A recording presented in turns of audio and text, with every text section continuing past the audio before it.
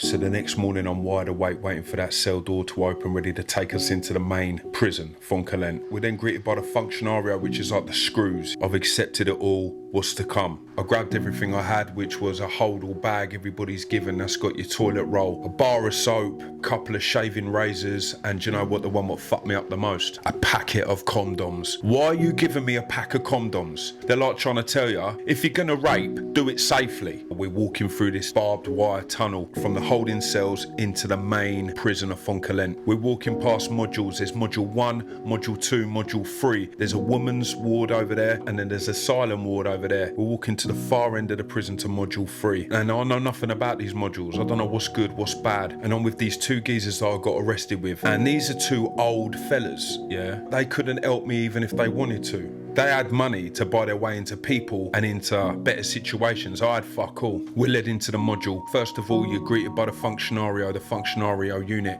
Then you go through into the canteen area. It was that big old empty room filled with people, but then you can go straight out into the yard. There's people coming in and out of the yard. I weren't going out to the yard, fuck that. So then I sat down and I'm thinking to myself, hold on, am I sat in someone's chair? What if I'm sat in someone's chair? Am I gonna get stabbed on my first day? So I'm sat there with this beaker that they give you, this plastic beaker. I'm trying to keep my composure. I'm trying not to make eye contact with nobody, but I can feel my fingers shaking with this beaker. These two Russian geezers walk past me, you know the stereotype of a Russian, about 6'4", built like a brick shit house, skinhead, piercing blue eyes, two of them. They walk past me, man, and give me this death stare, and I thought, oh no. So then this geezer comes over, a black fella, introduces himself as Jeffrey, speaking fluent English, and it was like a breath of fresh air, someone speaking English, man. You know, Jeffrey from Fresh Prince of Bel-Air. You know, the butler, Jeffrey, he looks spitting image of Jeffrey. Took us up to our cell block. At this time, the two people that I come with, I've just spent like a week with them. So I'm thinking we're all just gonna stay together, innit? We're just gonna go in one cell. No, it didn't work like that. You go up 2 flights of stairs, you got the first floor, 3 wings off of that. You go up again, you got 2 wings, and then you could go up again, and that's where you were trying to get. That's where the people with the money and the power was right at the top. No one bothered you up there. That's where I was trying to get to. So I'm taking off down one wing, other geezers taking down the other, and the other fellas down another wing. It's like they were trying to break me, mate. I walked into my cell, 3x4, 3 people in the cell, so 3 bunk beds, all open, so you got to watch each other taking a shit and piss, smelling it and tasting it in the back of your throat, man. That's the hard bit. And then you got to look at your cellmates. One at the bottom bunk,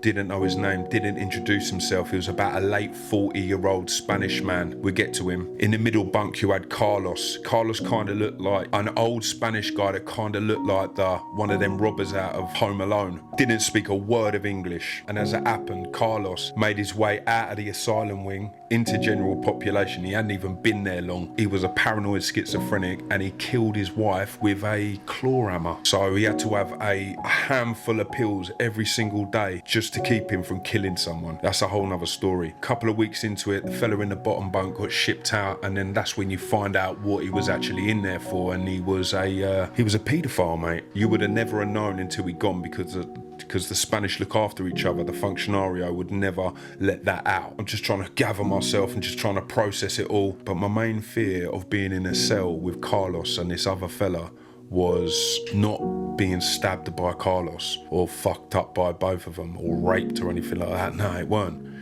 It was fires, mate. Cells being burnt out. You could kick, scream your mother out of you, and no functionario is ever coming to you after they do that last head count. If the cell is a light on fire, you're burning to death alive, mate. And that was my biggest fear. That was my first real dose of reality of what this is gonna be like. So I just knew I had to just make it through the night. And then when the cell door opened the next day, it was time to hit the yard.